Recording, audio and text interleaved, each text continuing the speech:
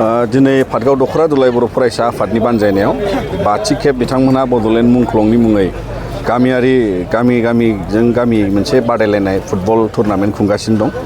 आरो बेयो दिनै फाइनाल मेट्च आरो बिनि गेजेरजों जोङो बे पाटगाव हालामजों लोगोसे गासै जोंनि बड'लेण्डनि बयबो बिदा फंबाय रायजोफोरजों लोगोसे जोङो माहारिनि थांनाय थैनायनि जुजिनायनि थाखायसो दिनै जोंहा मुंख्लं बिथांमोनहा जोंनि थाखाय जिउ बावलांदों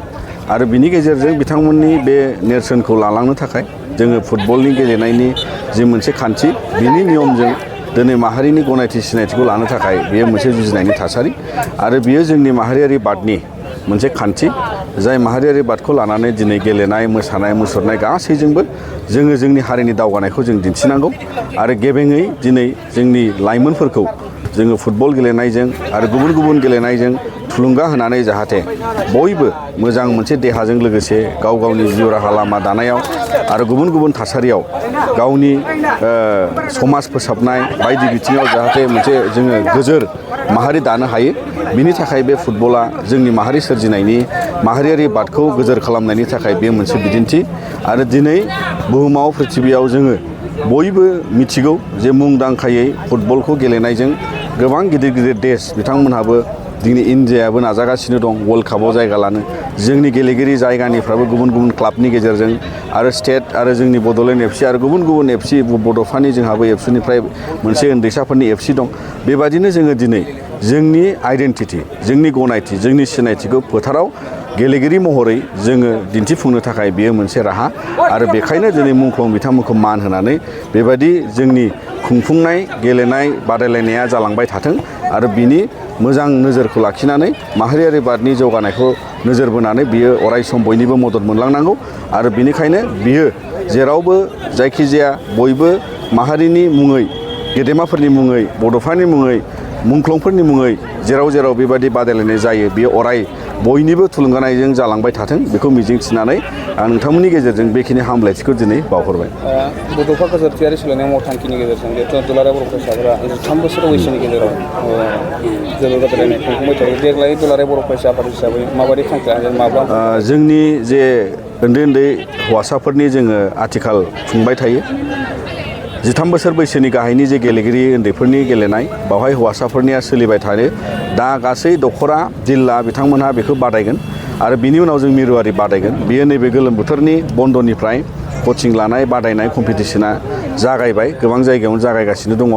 आरो बेबायदिनो दा बिथांमोननि गेलेगिरिफोरखौ सायख'नानै जोङो मिरुआरि मोनसे सायख'नायजों लोगोसे बिथांमोनखौ गेलेनायनि राहा होनो थाखाय जोङो बड'फानि मुङै मोनसे फुटबल क्लाब जोङो बानायनानै लादों आरो बे फुटबल क्लाबा दिनैबो गुवाहाटियाव बिथांमोना जोबथा माने जि क्लाब लिग आन्डार 13नि बियो दिनै जोबगोन आरो बेवहाय जोंनि गेलेगिरि गुबुन गुबुन जिल्ला कार्बि आंलं बिश्वनाथ सनितपुर क'क्राझार उदालगुरि बाक्सा सनितपुर बेबायदि गेलेगिरिफ्रा दिनै जोंना ज' जानानै बेवहाय मोनसे राफोद टिमा दिनै गेलेगासिनो दङ आरो जोङो गासै अल आसामनि दिनै सेकेन्ड पजिशनावहाय जोङो दिनैहाय पइन्ट्सआव मोनगासिनो दङ दा बेबायदि मोनसे राहाखौ दिनै जोंनि उन्दै फंबाय बिनानावमोनखौ आन्डार 13 आन्डार 15 आरो गुबुन गुबुन केटेगरियाव बैसो जानाय लोगो लोगो गेलेनो हानायनि मोनसे जि गोहो आरो नियम बायदिसिनाखौ सोलोंनो थाखाय बियो मोनसे जोबोद मोजां खाबु आरो बेखौ जोङो अरायसम हालांबाय थागोन आरो लालांबाय थागोन होननानै दुलाराय बर' फरायसाफोरा थिरांथा लानानै दं। थांनाय 19 जुन खालारनिफ्राय जे दिनै जोबथा जे 2 जुलाइ अक्ट'सिम पाटगाव दख'रा दुलाराय बर' फरायसा आफादनि जे बानजायनायाव बड'फा गोजोरथियारि सोलायनाय मावथांखि बेखौ बिथा खालामनानै थुंगा बाथि खेब जे गामियारि जोलुर बादायलायनाय बे हाबाफारिखौ जोङो लादों थांनाय समफोराव जोङो खुंबोनाय बायदि देग्लायबो रायजो राजानि साफ्रोमनिबो जे मदद आरो आशीर्बाद लानानै जोङो बे हाबाफारिखौ दिनै जोबथा बुब्लिसिम गाहामथारैनो खुंफुंनो हादों जे पाटगाव दख'रा दुलाराय बर' फरायसा आफादा मोनसे थान्दै मेल जे थांनाय जे पाटगाव दख'रा दुलाराय बर' फरायसा आफादनि जे सिगां समाव जे थान्दै मेलनि गेजेरजों मोनसे थांखि आजावना लानाय जादोंमोन बे असिलायैनो पाटगाव दख'रा दुलाराय बर' फरायसा आफादा खुङै देग्लाय बाथि खेब नैबे समसिम जोङो मोननो हादों दा बाहाय पाटगाव दख'रा दुलाराय बर' फरायसा आफादनि थांखि आरो नोजोरा जे दुलाराय बर' फरायसा आफादनि जे बड'फा गोजोरथियारि सोलायनाय मावथांखिखौ बिथा खालामनानै जोङो जोंनि लाइमोनफोरखौ जे फारफ्रोम बिथिंखौ नोजोर होनानै माखासे निसा जानाय गान्जा ड्राग्स बायदि बायदि जानाया बारानिफ्राय बारा जोंनि ओनसोलावबो हयथ' जाबायमोन बेखौ बयबो मिथिगौ। दा बेखायनो बे नोजोर आरो थांखिखौ लानानैनो पार्कआव दख'रा दुलाराय बर' फरायसा आफादा जे जाहाथे जोंनि लाइमोनफोरखौ गोरोन्थि लामाजों जे आवगायनो नागिरनायखौ जोङो बोरैहाय जोङो होबथानो हायो बा बेखौ जोङो बोरैहाय जानगार खालामनो हायो लाइमोनफोरखौ जोङो बेबायदियैनो नोजोर आरो थांखि लानानै जोङो नैबे हाबाफारिखौ जोङो खुंदों। जोंनि पार्कआव दख'रा दुलाराय बर' फरायसा आफादनि सिङाव जे गेलेनाय बिथिङाव सिगां समाव दङमोनब्लाबो नाथाय आथिखालाव माने बेबादि गेलेनायखौ जों नुनो थांलियामोन। दा पार्कआव दख'रा दुलाराय बर' फरायसा आफादा जे गामियारि जोलुर बादायलायनाय बे हाबाफारिखौ लानायनि समनिफ्राय माने जोंनि दरफ्रोम गामियाव दख'नानि सिङाव माने दरफ्रोमबो गामिनि जे गामिनि फोथारफ्राव जोंनि लाइमोनफोरखौ लैहोर लैहोर ओंखारबोनानै जे जोलुरखौ जोनाय बा जोलुरखौ अनसायनाय बेखौ जोङो नुनो मोन्दों। दा बेनो पार्कआव दख'रा दुलाराय बर' फरायसा आफादनिफ्राय जों बेखौनो बुंनो सानदों जे जोंहा एसे सिगाङावहाय जोंनि मिरु दुलाराय बर' फरायसा आफादनि मानगोनां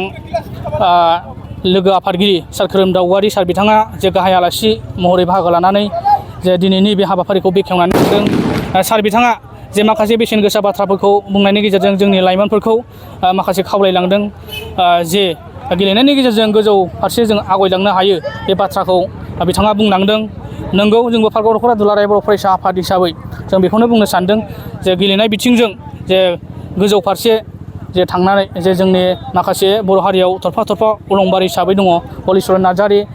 एसे आगोलाव जोंहा रिटायार्ड लानाय मानगोनां दुर्गा बर' बिथां आरो जोंहा अपुर्ना नार्जारि। दा बिथांमोना जे गेलेनायनि गेजेरजों जोंनि बर' माहारिखौ जे मोनसे गोजौ फारसे सिनायथि होबाय आरो जोंनि लाइमोनफोरखौ जेब्लाबो बिथांमोना थुलुंगा होबाय थायो। बिथांमोननिसिमबो पार्कआव दख'रा दुलाराय बर' फरायसा आफादनिफ्राय जेब्लाबो जे मान होनाय जों जेब्लाबो थाबाय थागोन। बेखिनिखौनो बुंनानै जोङो पार्कआव दख'रा दुलाराय बर' फरायसा आफादनिफ्राय बुंनाय जाहैबाय। मोनसे जोलुर हान्जाया बे गेलेनाय बादायलायनाय सिगां समाव जे गामिया माने गोबां दंबाबो पार्कआव दख'रा दुलाराय बर' फरायसा आफादाव गासै जोंहा बर' गामि हिसाबै जे 58था जे गामिया दङ। दा बिनिनो गासै गामिया गिदिर फिसा जानायलाय जे बबेबा गामिया माने टिम मोनसे जाजोबा दा बाहाय मोनसेजों बा मोननैजों लोगो लालायनानै बे जोलुर बादायलायनायखौ बाहागो लायो। दा देग्लाय थांनाय बोसोराव आलदा आलदा बेबायदि टिमा जोंना बेबादि मिलाया आरो देग्लाय जोंहा सिगाङाव बारा जादोंब्लाबो देग्लाय जोंहा 22था जे हान्जाफ्रा बाहाय बाहागो लानानै जे जोबथा बे फाइनालसिम दिनै जों सफैनो हाबाय। दिनै जोबथा फाइनाल बादायलायनायाव जे आमलायगुरि आरो सानजा मावरियागाव हान्जाया देरहासार बान्था बेखौ दिनै मोननो हादों आरो जोंहा नैथि देरहासार रानार्स आप हिसाबै सिजुगुरि एबा सानजा सिजुगुरि आरो सेसाफार आरो सिलिगुरि बिथांमोनहा बे बान्थाखौ बिथांमोनहा आवग्रिनो हादों आरो बिथांमोनहा जेब्लाबो जे गेलेनाय बिथिङाव जे दावगालांनो हायो बेखौनो पार्कआव दख'रा दुलाराय बर' फरायसा आफाद जानानै जेब्लाबो हास्थायनाय थाबाय।